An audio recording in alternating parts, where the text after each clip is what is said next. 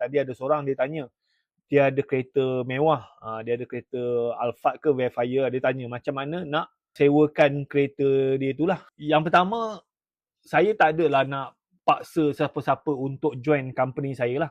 First kali, you boleh je buat marketing, sewakan sendiri kan. Boleh saja. Cuma bisnes kereta sewa ni tak ada orang nak ajar lah.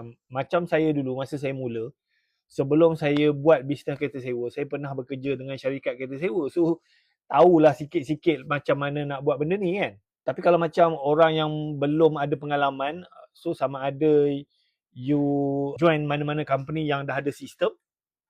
Sebab apa nak buat sendiri ni, you kena ada basic sikit lah kan. So yang ni yang company saya buat. Zul, buat sendiri risiko tinggi tuan. Betul. Benda ni yang company saya buat sebab apa? Macam saya dulu banyak orang minta ajar lah macam mana nak buat bisnes kereta sewa ni. Lepas tu saya tengok lah diorang ni banyak isu lah. Kita orang buat group lah. Ini saya tengok kejap-kejap kereta diorang hilang. Kadang-kadang kereta diorang customer sewa tak bayar kan.